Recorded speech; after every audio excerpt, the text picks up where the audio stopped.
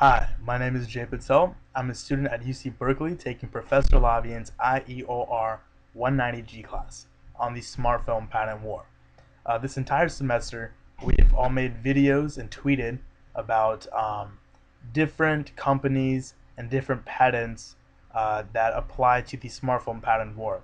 And the purpose of this class was to teach us that patents are not only used to protect your inventions, but how companies use patents as a business strategy to weaken their competitors, to slow them down with lawsuits, to use the patent process not only for what it was intended, but also to make a profit in ways that were unintended when the U.S. Patent Office was first created. So this entire semester, we've created videos focusing on individual companies and on individual patents related to the smartphone patent war. But this particular video is my evaluation on the use of social media as an educational tool. I'm going to start off by saying things that this class's unique learning experience has taught me that in ways better than the traditional classroom. So number one, this class has improved my public speaking and my presentation skills. I remember when I first started creating these YouTube videos, I was a lot more, I had to start, edit, pause, and all that stuff a lot more than I do now. Now I can do things a lot more fluidly, and I credit the practice that I have had by filming all these videos. Another benefit I see with using social media as part of the educational experience is that my YouTube account that is currently all the videos are related to this class. My Twitter account, currently all the tweets are related to this class. All of that helps my online presence professionally because all this technical subjects I talked about, all this business subjects I talked about. If someone searches my name, and plus my school UC Berkeley, they see all of these things that could help me. If I was before I walk into an interview for a job. So that's one more benefit of using social media because there's a record online that future employers can look at. And while that can be a two-edged sword, as long as they see only my professional accounts, hopefully it's for my betterment.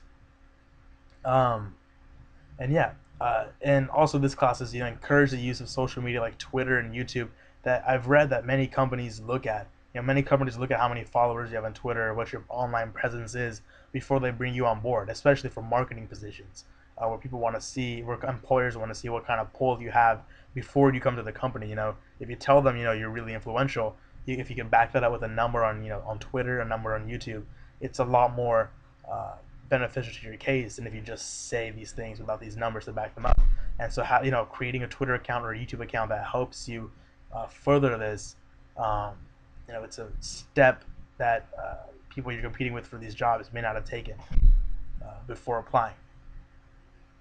But that being said, there are a few things that the use of social media as education.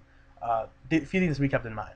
Number one, professional and personal accounts should probably be kept separate. So if I was to have had a personal YouTube account where I just uploaded silly videos of me, maybe on laughing gas or like talking to a dog or something, that's probably not as beneficial to me. If an employer searches that up as my IEOR video has. So I would definitely recommend that for future professors who are trying to make classes and use social media, encourage your students to create a separate account just for the class or just for professional things, because mixing the professional and personal lives, that could actually come back to hurt the student.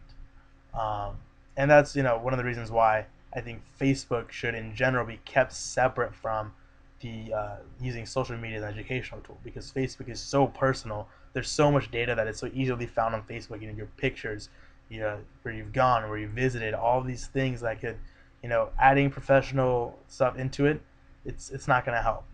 In addition to that, Facebook searches, if you search something in Google, unless your privacy settings are really bad, no one's going to see the professional things you posted into a group on Facebook. So, Facebook should be, I think, separate from this conversation. Twitter and YouTube is great. Perhaps LinkedIn or things like that where you can have other content would be great. But Facebook is not the best vehicle as far as increasing someone's online presence and using these classes to increase someone's online presence. But that being said, Facebook could be used and Facebook would also offer some advantages. For instance, I know I, for one, for better or for worse, am on Facebook almost all the time, on my phone or on my computer.